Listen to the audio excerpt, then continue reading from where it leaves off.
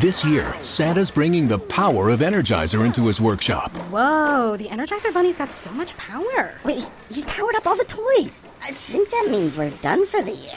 I love this bunny. He's the hardest working helper the North Pole has ever seen. And he wants all your gifts to have the power of the #1 longest lasting AA battery. So this holiday season, stock up on Santa's and the elves' favorite battery, Energizer Ultimate Lithium. With Uber Reserve, you can book your Uber ride in advance, 90 days in advance. Perfect for all you forward thinkers and planning gurus. Reserve your Uber ride up to 90 days in advance. Uber Reserve. See Uber app for details. This episode is brought to you by Allstate. Some people just know they could save hundreds on car insurance by checking Allstate first. Like you know to check the date of the big game first before you accidentally buy tickets on your 20th wedding anniversary and have to spend the next 20 years of your marriage making up for it. Yeah, checking first is smart. So check Allstate first for a quote that could save you hundreds. You're in good hands with Allstate. Savings vary. Terms apply. Allstate Fire and Casualty Insurance Company and Affiliates. Northbrook, Illinois.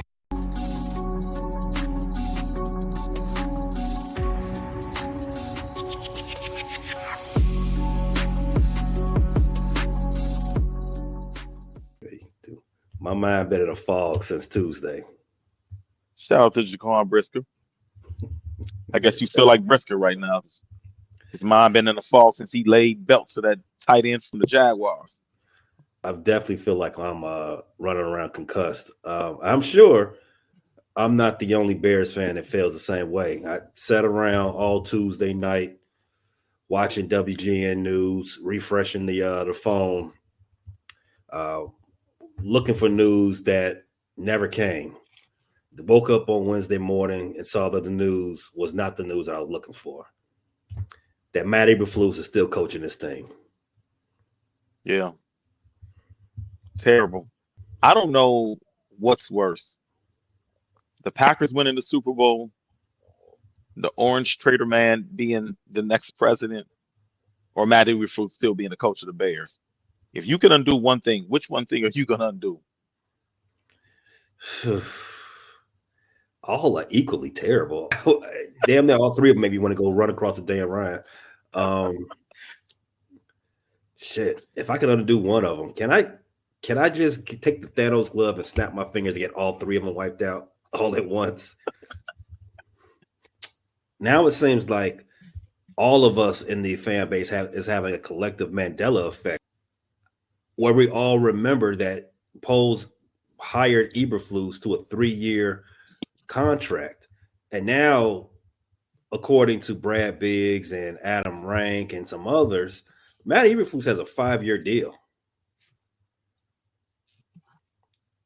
Buckle up, because Tuesday told me I was getting a full administration of something I did not ask for, something I do not want. Q, when you saw that news from Brad Biggs reporting that, I kind of goofed up. I got Eberflus going to be here for 5 years. What was your initial thoughts? Why are you punishing us like this? What a terrible week of news that we've had. Eberflus gets 5, Trump gets 4. Well, what's next? I don't know if you heard the news about extinction of the mammoth and Tasmanian tiger. I don't know if you've heard that, if you're into biology, paleobiology, paleontology, or any of that stuff. I mean, what's next? What are they going to de-extinct Adolf Hitler or something? Or the news is just wild in this week. So, yeah, whether he got a 5-year contract, 3, 4, whatever he got, I hope the Bears are willing to break that contract and fire him and not try to get some value out of the life of it. You got to move on. Your window of opportunity in NFL is not open for long.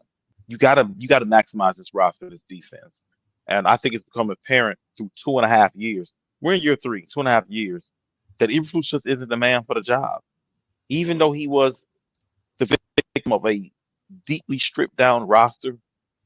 I don't think there's been any evidence where the team has played above their heads. That's what you look for with a good coach. Is he maximizing the talent? Did the team do better than expected? And I think the easy answer to that is no.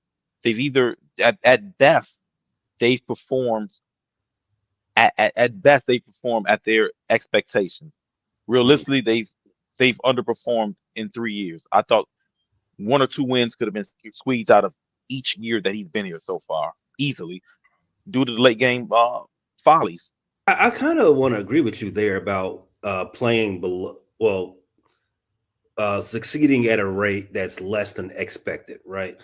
Definitely, we have expectations for this year, and as of right now, they're coming in below those. Last year, I don't know if we had for real playoff expectations. I don't know if that was felt around the whole fan base, and definitely, I don't know if it was felt within Halas Hall. I thought 500 was realistic, around 8 wins and 9 wins. But then, see, I wouldn't have been upset with 7 wins. If you told me before the season they would have won 7 games, depending on how the 7 games were won, I wouldn't have been upset. But realistically speaking, when you allow what we saw in the Lions, Browns, and Broncos game was just coaching failure. Um, Failure in terms of don't clock management, don't forget your game MVP game. management. Oh, I tried to. I mean, this has been a repeated theme through 3 years. Bad clock management, being out coached at the end of the game, poor strategy in the second half. This is the ongoing thing. Definitely right. Last year they did finish 7-10, and I think Eberflus's first year, the way it ended with Justin Fields unlocking something new in his game, Yeah. you felt like, Hmm. okay, coming into this next season, like, okay, we've got a little swag. We may not be a playoff team, but this is where it begins, right? This is where we start Yeah. um, throwing our weight around. Seven. If you told me we would get to 7-10, like you said, like, okay, I mean, I'm not mad at that, but we started the season what 0-4. 0-4. Yeah. 0-4, disastrous opening week against the Packers. Never like losing to the Packers, so I'm not going to excuse that whatsoever. We should not have lost to Tampa Bay, especially the way that we lost to Tampa Bay. 3 straight screen passes, then the last one goes with a pick six in our own End in zone. our in our own end zone. Terrible. We lost to Denver after they gave up 70 points, and that was like what 2 turnovers in the fourth quarter from Justin Fields. Just a bad Yeah, way. and there was a question of was he even supposed to be passing when he was making those turnovers? Like you got to be able to salt the game away. And we had a good running game. There should Mhm. have been with the roster we had and the running game we had, we should have been able to salt that game away. Should have been running down the clock in the first place. And that goes to your curious coaching decisions, curious play calling. That's why Luke Getsy is unemployed right now, because he calls ridiculous play calls at the wrong times. But that doesn't excuse Eberflus either, because Eberflus allows those calls. You hypothesized, I think it was last week, should Pose be allowed to hire another coach after hiring this one? Is kind of inept in too many areas. Yeah. And I don't know if there's a yes or no answer to that question as of right now. I think we need to at least let this season play out first. But at least we do know one thing. We know they're both leaving the same way they came in, and that's together. Yeah. I think Poles has done some pretty good things with the roster, but the reason why I question is he the guy to hire a coach is the same reason I question is he the guy that can identify and fix the offensive line talent. There are certain things that Poles he definitely has certain strengths as a talent evaluator, and he definitely has certain weaknesses. He has not been able to identify the correct guys through trade, free agency, in the draft to solidify the offensive line. He also has a checkered history with the wide receiver. How do we know that this guy isn't, he has the same flaw with identifying coaching? I'm sure that Eberflus and Poles they collab on the coaching staff and decided together to bring in Waldron. Waldron has thus far not been what we would say. I would not call this a successful offensive coordinator tenure thus far. That's fair to say, right? I know it's early, but that's fair. So My question is Poles the guy for identifying a good head coach, a coach that can develop Caleb Williams and a young roster? I mean, the defense has worked out fine, but we all know that a good defense with no franchise quarterback or no elite quarterback really, um, you're in the NFL. You know, you're one of those teams that can be a playoff team one year and a non-playoff team the next year. The teams that have had the most success and are going to the playoffs every single year have been the Bills, Chiefs, and Ravens. And what do they have in common? They have stability at the quarterback position. They have three of the best quarterbacks in the game. So developing a quarterback is paramount, though, and having the right guy in place to do that is also paramount. You said you wouldn't call his tenure as the OC of the Bears successful at this point. I don't think having the 28th ranked offense, averaging 21 points a game, with 16 sacks. I don't think that would go over well with anybody as saying positive or anything like that. To this point, through 8 weeks, Well, you're right. Largely negative. Well, you're right, and I got to stop thinking like a Bears fan. Sometimes we're too patient. We are too patient because, as you can see around the NFL, other teams don't have time to play around with you. When you're not winning and you're not doing right, you're out of there. The Raiders gave Getsy. He's in his first year as coordinator, just like Waldron, and it's not going good in there, and he had to leave. You know, the Ravens, I think a couple of years ago, did they not fire their coordinator late in the season? And this was a team either at the top of their division or in second place of their division. So we're the only franchise and fan base that continues to preach patience. And I think it's time to start thinking more like winners. You know, these winning franchises don't sit around and wait for you to figure it out and turn it around. You got all offseason to prep all your offense. It should not still be working out the kinks now. I don't want to hear we got a rookie quarterback excuse. The Commanders have a rookie quarterback. Bo Nix and Drake May are of lower talent level and of lower draft stature than Caleb Williams. Now their offenses are struggling too, but our offenses shouldn't resemble those two teams' offenses. Mm-hmm. We got more talent on there, and we got a better quarterback. Mm-hmm. We shouldn't be struggling like them. The Bears play the New England Patriots in Week 10. The Pats come in at 2-6. The Bears obviously at 4-4, disappointing 4-4. But before I get into previewing that game, let's talk about the injuries, because the injuries is largely a part of the reason why the Bears have fallen apart. Not just bad coaching.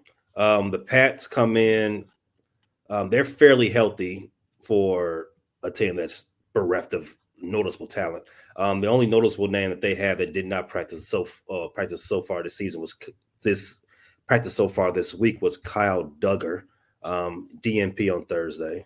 The Bears, as we said as we opened the show, Jaquan Brisker hasn't practiced all week. Hasn't practiced since leaving the game in London.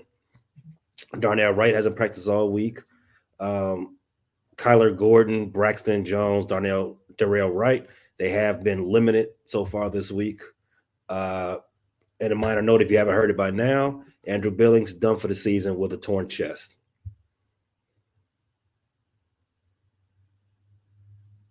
I'm hoping that Kyle Gordon, Braxton Jones, and Darrell Taylor can suit up Sunday. Because even though Darrell Taylor and Braxton aren't necessarily all pros or pro bowlers or great players in any respect, we need them. Yeah, and they're significantly better than their replacements are. This, particularly Braxton Jones. Darrell Taylor is the guy who can get to the quarterback. And part of the only thing with Darrell Taylor is he's not very strong against the run. That's part of the reason why the run defense has slipped this year. DeMarcus Walker is a better run defender.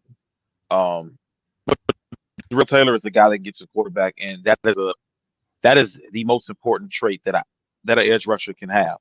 So certainly we'd rather see him on the field than Dominique Robinson, who outside of the first series wasn't very impactful at all, and is replaced with Montez Sweat.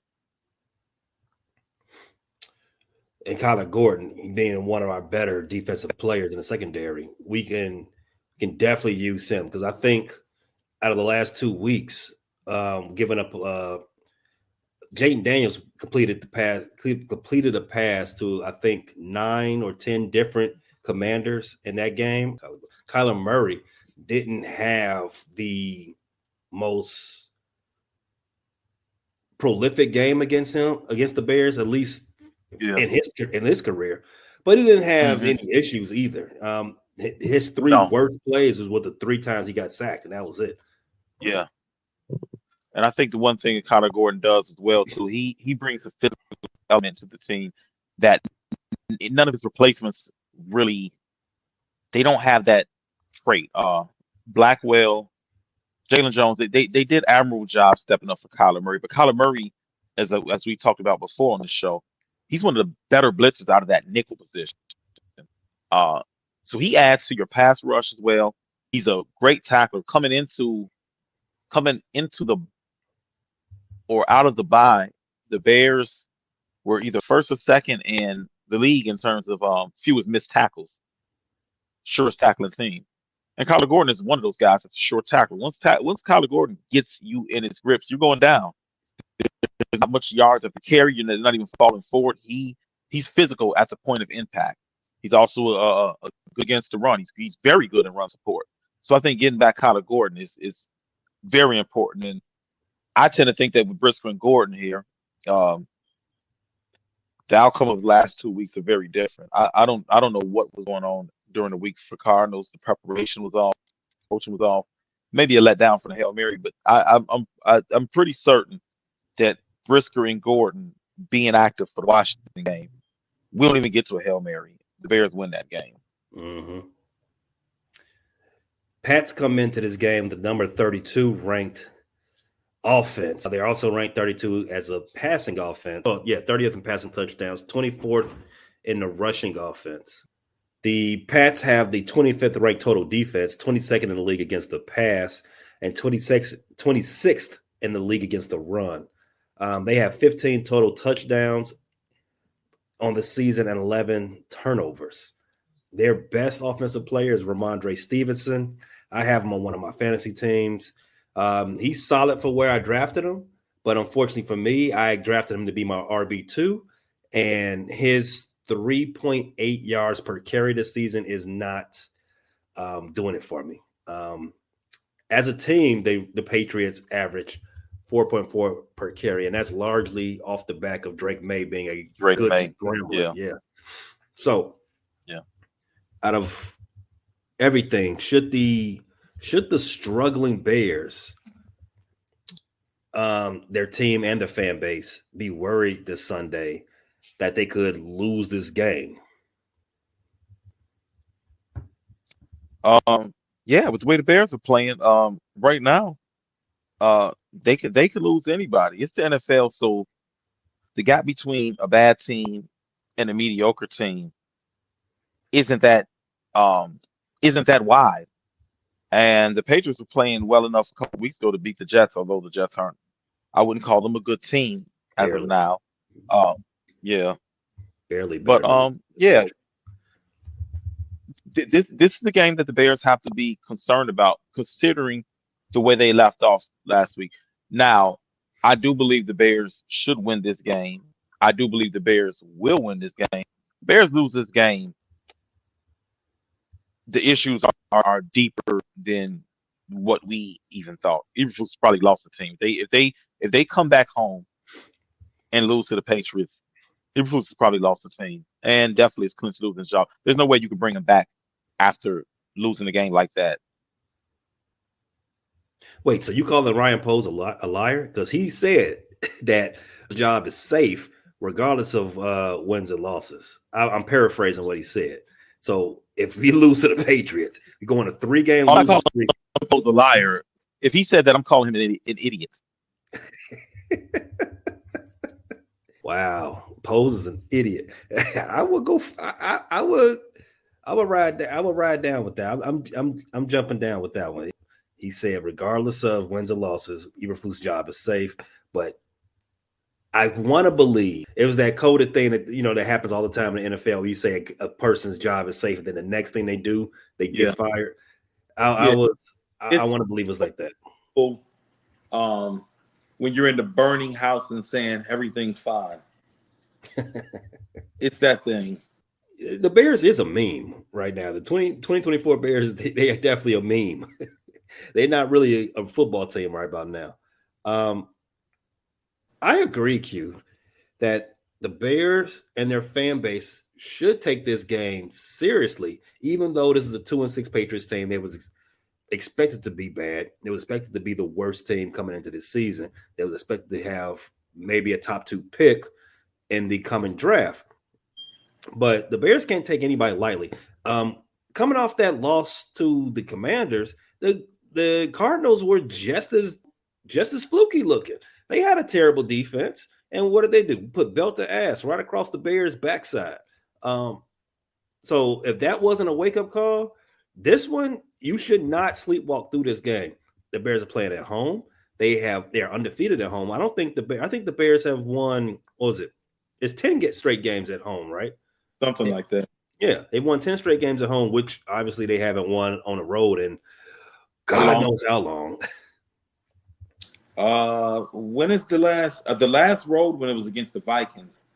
And I believe that was either end of November or early December. So we're coming up on a year without a road win. So you mean to tell me, hold on. You mean to tell me twice in not even 3 seasons that Eberflus has gone damn near a calendar year between wins? On the road, yes. Okay. This is a running thing with him. Yes, because remember last year it was almost 365 days between actual wins, and now you're saying it's almost 365 days between road wins. The last road win for the Bears was the Vikings at November 27th, 2023. And we're November 7th, so he's what, 340 days, right? 340 days. You better get your shit together. You can't make this type of shit up. the Bears are funny. And they said his job is safe. I want to have that type of job security. I wish I could have it. This country and who stays employed, it's a really funny thing. It's a really funny thing at the particular people that can do a bad job at their job and have security or win their job. I don't know, Donald Eberflus, Matt Trump. I don't know. I don't get it. There's got to be more qualified candidates for the head coach job of the Bears. There has to be. Has to. Oh yeah, there were. We just got our ass spanked by one of them. He was the offensive coordinator for the Cardinals. Gannon. Cliff Kingsbury. Well, then there's 3. Dan Quinn, Cliff Kingsbury, and Rich Gannon. Matter of fact, I would say the only team that we've played with a less desirable coach than ours right now is probably the Jaguars with Peterson. True. The jury's still out on the Titans head coach, obviously, because he's new. Same with Rich with Steichen and Stankin, whatever you pronounce his name, and with Indy. But he's managed to get to 4-4 with Anthony Richardson starting the half of those games and Joe Flacco starting the other half. That might be coach of the year. Yeah, thanks Bears for giving them a win, donating a win to that because they're not a good team. Richardson was god awful in that game. Yes, awful. He found Tremaine Edmonds and Bears corners almost as much as he found his receiver. And Eberflus and Lord, what is his name? Waldron. I almost called him Getsy. And Waldron, he's starting. They're the same people. And Eberflus and Waldron marched into there, and on 4th and 1, I'd never seen. What is with them in these short yardage situations? A handoff to the center and a speed option to the weak side of the formation.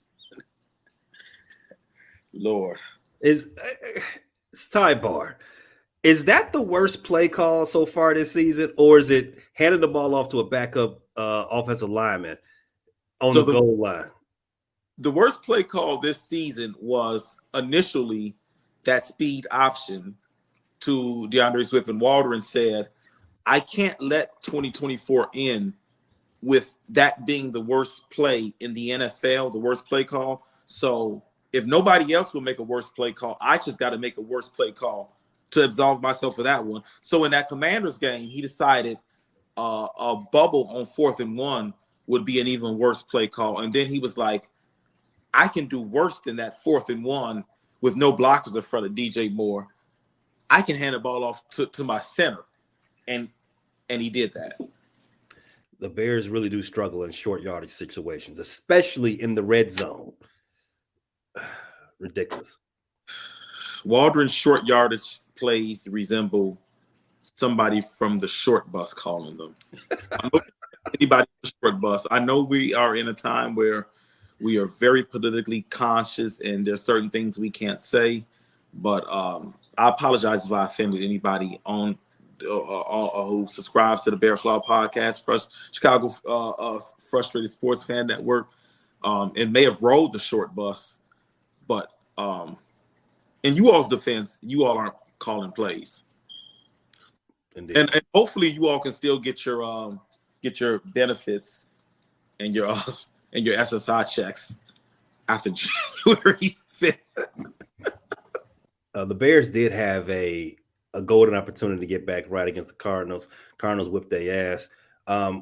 This is another one of those chances. They gotta get right game out of.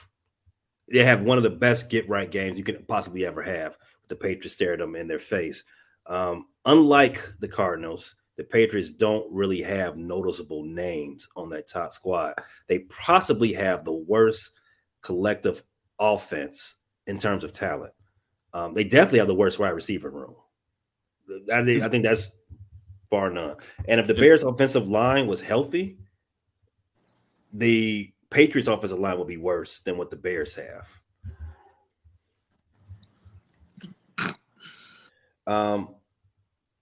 Next question. The Pats, they have 2 wins. They got both of their wins by beating teams that are better than them. The Bengals in week 1, they blew my survival. In week 1? They beat the Bengals in week 1. Your survival? Wow. Blew my survival. They blew a lot of people's survivor pick. Oh, I bet. Yeah, I recall that game. I think that was that I didn't play a survival, but I think that was one of the picks in my parlay that ended up losing me my parlay, and that was the leg I felt strongest of in my parlay. I think I had Bears, Titans in my parlay. I had the Vikings. Can't remember who the Vikings played in week 1, but I had them win. Giants. And it was the Patriots that blew my parlay to hell. And the Patriots were the largest not the Patriots, but the Patriots were the largest underdog that week, and they won. Oof. I'm still mad at them. I'm still mad at the Bengals about that.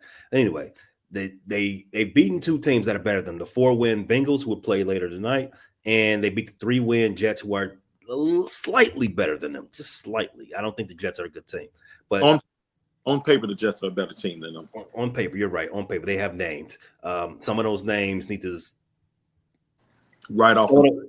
Some of those names were happy Tuesday, but enough. That has nothing to do with today.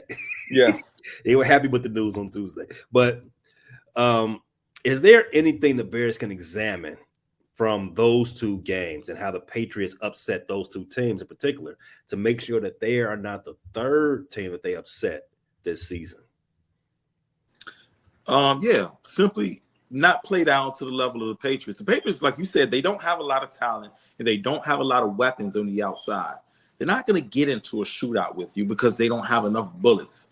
They're going to play a methodical game. They're going to try to muddy it up. They're going to try to drain the clock. Even though they're not running the ball well, they are still willing to run the ball. Those are things you got to do. Now, the difference is, I believe Drake May was the starting quarterback in the Jets win, right? and Jacoby Brissett was the starting quarterback. They're little different style quarterbacks, not much different. They both are mobile, so you have to be mindful of Drake May's mobility. Drake May he's a rookie quarterback. He's learning. He's actually played some pretty decent ball, but he's a rookie nonetheless. Does have a good arm. So you got to be cognizant of him getting out on that perimeter and extending plays. So yeah, these are the things the Bears can learn from that. And then we have to figure out how to get the offense on track in the first quarter. I feel like if you can get a double-digit lead on this Patriots team in the first quarter or at any point in the game, you can make them one-dimensional. And you make a team one-dimensional, especially one with a rookie quarterback and with inferior weapons on the outside, there's no way you can lose this game. Well, let me not say that. I've been a Bear fan for too long to say there's no way you can lose this game. But I feel like if you can get out to a double-digit lead early and make the Patriots one-dimensional and have to rely on their weapons outside in the passing game, that should play to the Bears' strengths. Back to what you said about the Bears' offense and starting fast. I think that'll be the key to that fixes all of our issues. If we don't start games so slow, the Bears have scored 3 points all season in the first draft. On the first drive. That happened I think that was week 2. We took the ball down 11 plays against Houston just for a field goal. If we can figure out a way, how about this, Shane Walter? How about you start scripting those plays out? You say you don't do that 15 play thing. Yeah, how about you start doing that? Yeah, that's probably a necessity. I mean, the thing is, a lot of players say scripting the plays gave you certain comfort and certain familiarity, and you can kind of go through the mental reps the night before. I think all modern NFL offenses are doing. Bears are after that debacle against the Cardinals, the Bears now at a 28th ranked rush defense. Bears are 8th against the pass, number one in red zone scoring, red zone touchdowns. Well, giving up touchdowns in general. The offense still terrible. 28th total offense, 29th passing offense, 23rd rushing offense. Let's get a score projection for this game. 23-14 Bears. I'm not as optimistic that the Bears offense can figure it out. I felt like they should have figured it out last week, and they could possibly have a return to form against when we had that 3-game winning streak. We could, but I can't. I don't know, man. Maybe the last 2 weeks have taken a lot out of me. The over-under on this game, last I looked yesterday when I was doing pay dirt, the over-under was 38.5. I'm thinking the game might go under. I'm thinking the Bears can win this game 20-14, 20-16, 19-17. 38? 38.5. Well, my prediction would have them under 2. Yeah. I probably would take the under in this game. I don't see their offense lighting it up, and I think this will be a kind of a slow tempo game on top of it. The Patriots don't really run fast tempo anyway, and the Bears, I don't know what the Bears run right now. To be honest. To go back to that question I asked about how we can avert from being a third team that they actually upset, the Patriots won those games by being tougher. By playing out toughing the Bengals. They stayed on the field damn near all game against the Bengals, and the Jets are just dumb. They just play smarter football than the Jets. They have a dumb. They do. The Bears, and two of those are struggles for the Bears. The Bears do play dumb football sometimes, and the Bears definitely get out tough sometimes. We saw it with the Commanders, and we saw it with the Texans. The Bears got to bring their lunch pail and their hard hat. And please, Tyreek Stevenson's the Bears get out tough. I don't want to see him try to prove his toughness to the crowd or to any other players on opposing teams. True. And that's where a lot of my projection comes from. The signs are there that this team could give the Bears a little bit of problem, but the Patriots are not a good team, so I don't want to give them too much respect. But I don't want to give the Bears too much respect as well because they haven't earned it to this point, especially in the last 2 weeks. So my official projection for this game: Bears win 19-14.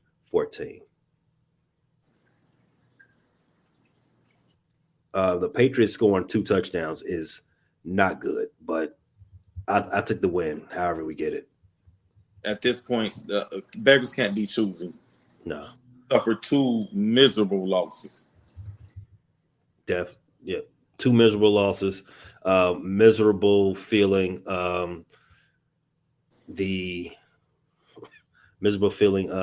Miserable coachings and miserable direction from Halas Hall and Washington, D.C. I think we should address the trade deadline and the move that was made, Khalil Herbert to the Bengals. Any thoughts on that for a 7th round pick? What's the address? You said that they should have traded him in before training camp. I agree. They should hey, you know what? I don't think they have any room for him. What's the point of having 5 running backs? And I think it was quite obvious you weren't going to be able to use Khalil Herbert. It was quite obvious to anybody who's not in, what did you call Poles earlier? An idiot. Oh, okay. It was quite obvious that you shouldn't break camp with 5 running backs because that's ridiculous. You should probably have that extra roster spot for backup offensive lineman. I don't know, maybe in case Fat Boys got hurt or something. Yeah. And as of right now, going to week 10, we broke camp with 6 running backs. So don't forget fullback Blasingame. We cut Blasingame right before we gave the ball to the Fat Boy on the goal line, which we called a 31 give and gave it to an offensive lineman. Stupid. We cut Velas Jones for being terrible, and we traded Khalil Herbert. So now we're down to 3. I don't know why it took 10 weeks to get there, but here we are. What do you guys think the odds of landing our OC Ben Johnson's are, and why? Well, that's a layered question. From a logical standpoint, I look at Ben Johnson and see how he took a talented passer who was underachieving in Jared Goff and has maximized and amplified his strengths within the Lions offense and the structure of that offense. And I look at the Bears, who have a very talented passer, also number 1 pick, who has flashed as a rookie and has in some games underachieved, as well as the entire offense.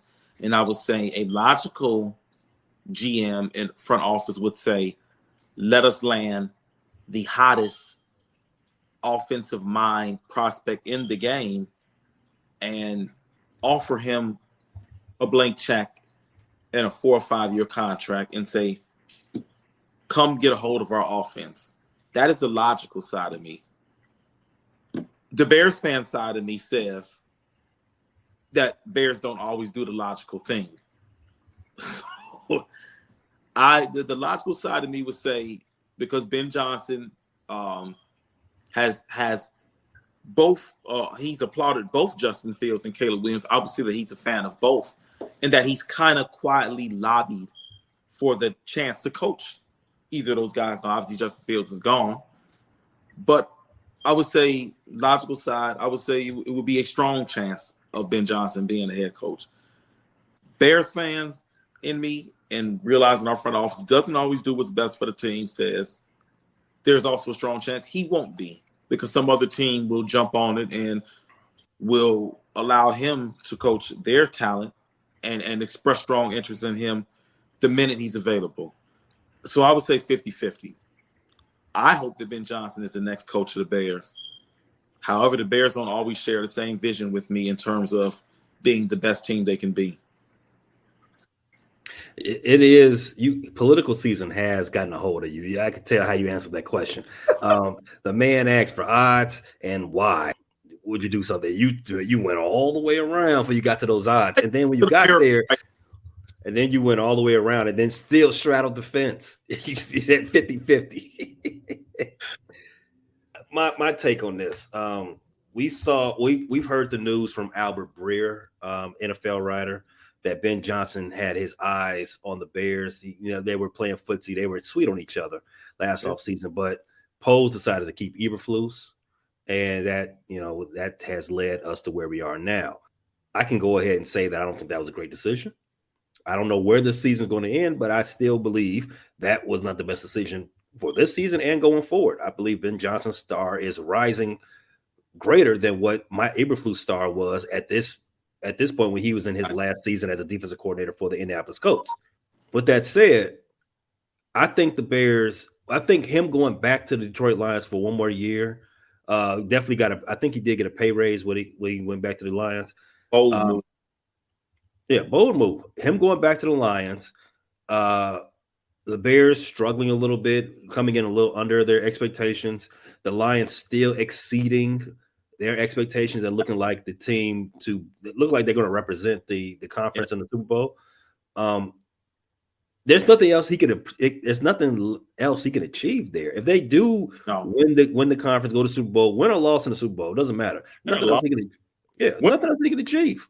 The playoffs, I think Ben Johnson is still the hottest coaching prospect this offseason. Easily. And with that said, if there's nothing else he can do in the offensive seat in Detroit, nothing else he can do in the offensive seat of Detroit, and the Bears are right there, like, hey, we'll give you a blank check to come on over here and take a promotion. You got this second-year quarterback who's waiting to be molded into an elite quarterback prospect. You got DJ signed up. You got DeAndre Swift signed up. Rome Odunze signed up. There is a lot he can work. He's got a great young defense still, because none of those guys are coming up this offseason yet. No. So the opportunity for the Bears to make that splash move, I would give it greater than 50-50. I would give it at least a 2/3 chance for that to happen. 66.7% for the Bears to go ahead and sign Ben Johnson away from the Detroit Lions this offseason. I think it's a no-brainer, but I don't know what Bears' brains are sometimes. I think it's a no-brainer. Oh, we definitely think it's a no-brainer. As we said over and over in this one episode that won, we knew that there was no spot for Khalil Herbert in his offense. Why you wait till week 10 to trade him? You said it. Ryan Poles saying that Matt Eberflus' job is safe regardless of wins and losses. It makes him what was it? An idiot. Right. So we see things plain as day. Maybe they don't see him as we see him in Halas Hall. You could have got draft capital for Velus Jones and Khalil Herbert. And as an organization, when you don't have a future for a player, getting draft capital for them before they're either released or free agents is how you continue to win. That is what you want to do for all your backup players. When you have DeAndre Swift and you've committed 3-year contract to him, you drafted Roschon Johnson in the 4th round, and you got a guy that you took in Khalil Herbert, who's a 6th rounder, and a guy in Velus Jones who is a failed wide receiver prospect. Being able to get draft picks for backup running backs, that is opportunity blown. And I just feel like if that phone call was not a prank, please, I want Poles to come out and say that was a script, that was scripted, because it is an absolute travesty if draft capital was offered for Velus Jones and you kept him and had to release him for doing what Velus Jones has always done his entire career and not securing the ball. We kept him so we can be the one to cut him. I just want to believe that. And who picked him up again? Was it the Jaguars or the Titans? The Jaguars. The Jaguars picked him up. I wanted the Jaguars with that team to make whatever pick you could have got for Velus Jones would have been a success. 7th round, 6th round. Anything. I mean, we took anything for Chase Claypool. I would have took anything for Velus. Bears go into 5-4 by our words. They beat the Patriots. Bear down. Thanks for listening to this latest edition from the Frustrated Chicago Sports Fan channel. Whether you listen to this on Apple Podcasts or Spotify or watching on YouTube, make sure you like, subscribe, share with a friend, and hit the notification bell so you never miss a drop. And all my homies from Chicago, we say three things: bear down, go Cubs go, and sell the team, Jerry.